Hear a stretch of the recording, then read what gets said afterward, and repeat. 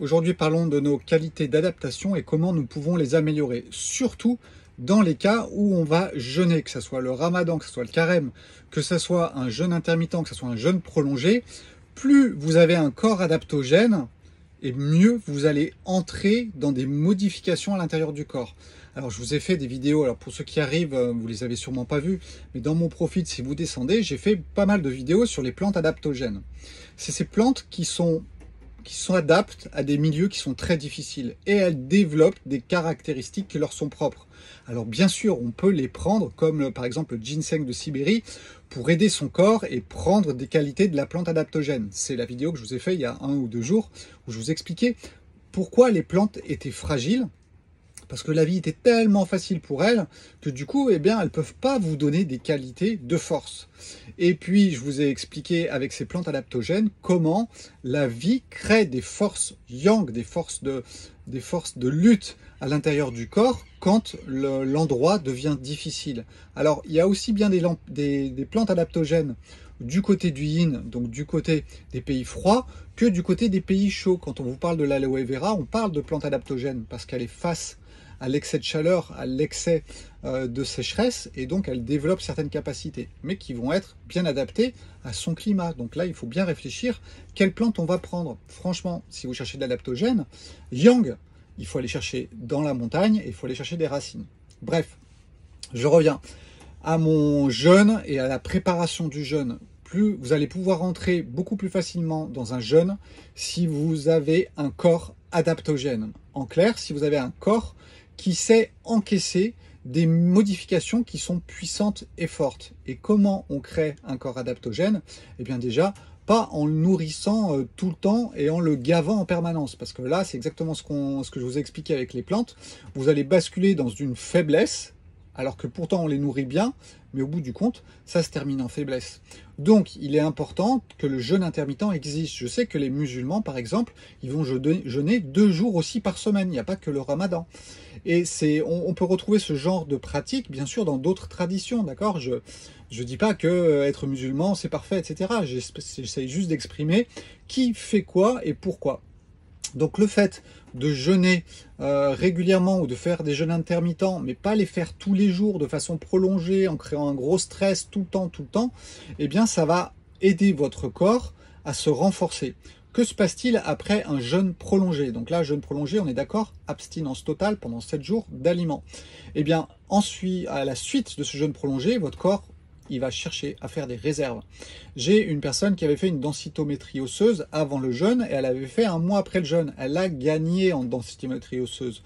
Donc le jeûne, oui, va prendre des minéraux, va prendre des éléments pour que vous puissiez vivre quand vous ne mangez pas. Mais que va-t-il se passer après le jeûne? Eh bien, en fait, le corps s'ouvre complètement et va faire des bonnes réserves minérales. C'est pour ça que la personne avait repris en densitométrie osseuse. Donc quand une personne, et c'est ce qui s'est passé ce matin, me pose des questions sur est-ce que si on n'a pas assez de minéraux dans son corps, on peut faire un jeûne? Eh bien, il faut se poser la question, pourquoi j'ai pas assez de minéraux? Généralement, on n'a pas assez de minéraux parce qu'on n'absorbe pas bien. Et quand on jeûne, ça nous permet ensuite d'absorber beaucoup mieux. Il y a des forces de croissance qui se mettent en place après le jeûne qui sont énormes et colossales. Et je peux vous le dire, on a vérifié avec les séances de musculation, on a une croissance musculaire après le jeûne qui est importante. Il y a des hormones de croissance après le jeûne qui sont fortes et qui vont vous aider à récupérer beaucoup plus.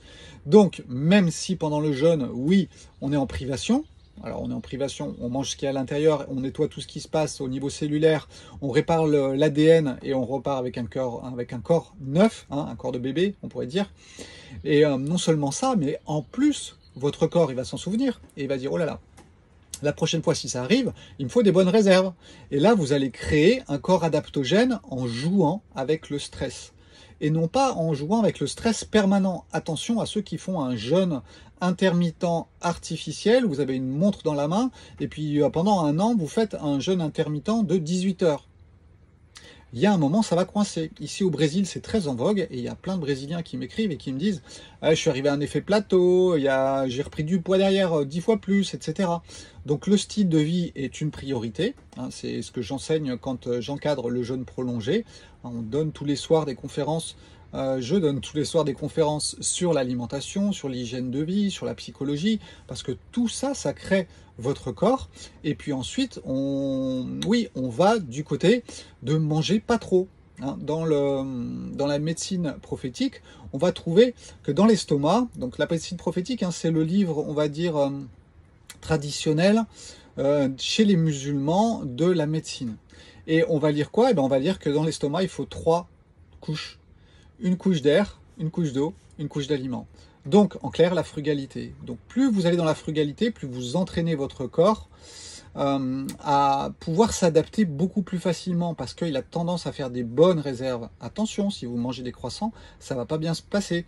C'est pour ça que les musulmans, si le soir, vous allez manger des sucreries et tout ça, et ben en fait, ça va rentrer à l'intérieur de votre corps, ça va faire des flots sanguins, des flots de sucre sanguin qui sont énormes, et tout ce que vous gagnez en fait au cours de la journée, ben, vous le perdez la nuit, surtout que la nuit, normalement, ben, on n'est pas trop faible pour manger. Donc c'est pour ça que la frugalité, normalement, dans le ramadan, est recommandée.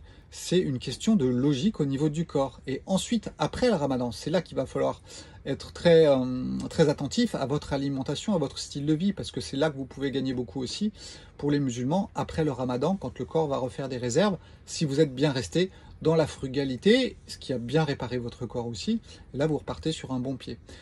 Voilà, c'est pour ça aussi que j'ai écrit un livre sur la reprise alimentaire. C'est vraiment pour éclaircir tout ça, expliquer comment ça va se passer à l'intérieur du corps. Vos intestins sont grands ouverts, il y a plein de processus physiologiques qui se mettent en place, et il est évident qu'après un jeûne, il ne faut pas faire n'importe quoi, et comme avant le jeûne, ben, il faut bien se préparer aussi. On en reparlera.